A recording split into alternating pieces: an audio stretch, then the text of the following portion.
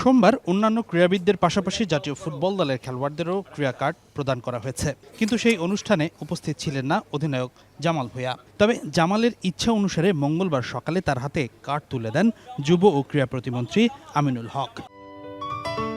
Ceylon টি রপ্তানিতে শীর্ষে। আমরা একটা স্পোর্টস মিনিস্টার সবার জন্য চিন্তা করতেছে, মানে স্পেশালি ন্যাশনাল টিম প্লেয়ারের জন্য যেটা আছে কারেন্ট, ওদের জন্য একটা মানে এটা স্পোর্টস কার্ড বলি, বাট আসলে আমিনুল এটা ইন্ট্রোডিউস করছে, তো আমরা বলতে পারি এটা আমিনুলের মানে Aminul card, not sports card, আমি বলবো আমিনুল কার্ড। জামালকে নিজ হাতে কার্ড দিতে পেরে খুশি আমিনুল হক। ছোট্ট এই আয়োজন শেষে দেশের ফুটবলে জামালের অবদানের কথা মনে করিয়ে দিয়েছেন আমিনুল হক। গতকালকে যখন প্রথমে জামাল ভূঁইয়ার নামটি ডাকা হয় এবং আমি খুঁজছিলাম যে জামাল ভূঁইয়া কোথায়, আমি অনেকক্ষণ ওয়েট করছি যে কোথাও দেখছি যে না, আসলে জামাল ভূঁইয়া হয়তো সামহাও মিস করেছে আজকের ইয়েটি।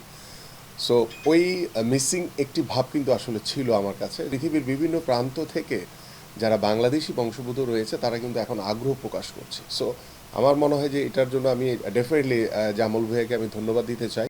ক্রীড়াবিদদের সুযোগ সুবিধা নিশ্চিত করছে সরকার, তাই তো এবার তাদের দেশের জন্য কিছু করে দেখানোর পালা। 2003 সালে ফুটবল দলের সবচেয়ে বড় সাফল্য আসে সাফ শিরোপা জয়ের মাধ্যমে। এবার সেই ট্রফিটা জামালের হাতে দেখতে চান বর্তমান ক্রীড়া প্রতিমন্ত্রী হামজা সমিত্রা।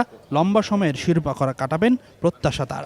জামাল ভূঁইয়ার প্রতি এবং আমার বাংলাদেশ ফুটবল টিমের প্রতি আমরা আহ্বান থাকবে এবং আমাদের সার্বিক সহযোগিতার মাধ্যমে আমরা চেষ্টা করব যাতে আগামীর যে সাফ ফুটবল হবে সেই সাফ ফুটবলে যাতে বাংলাদেশ সেই দীর্ঘ যে 2003 সালের পর থেকে আজ পর্যন্ত যে গোল্ড মেডেল বলেন কিংবা চ্যাম্পিয়নশিপের যে খরা, সেই খরা যাতে কাটিয়ে উঠতে পারে ইনশাল্লাহ।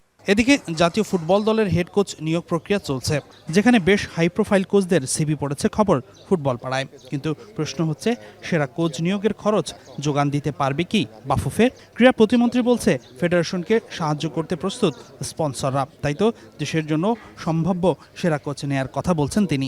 দাবিদ আউয়াল তার সাথে আমার কথা হয়েছে এবং কোচেস যে চয়েসের যে বিষয়টি সেটি নিয়েও আলোচনা হয়েছে। সো আমরা চেষ্টা করব যে আমাদের যে সীমাবদ্ধতা রয়েছে সেটাকে মাথায় রেখে পাশাপাশি আমরা সর্বোচ্চভাবে যাতে ভালো একজন উঁচু মানের কোচ যাতে আমরা নিতে পারি, যাদের মাধ্যমে আমাদের জামাল ভূঁইয়ারা, আমাদের যে সামিদ সোম রয়েছে বা আমাদের ফাহমিদুল রয়েছে, আমাদের হামজা চৌধুরীরা আছে, তা আরও ভালো বেটার ফুটবল খেলতে পারে।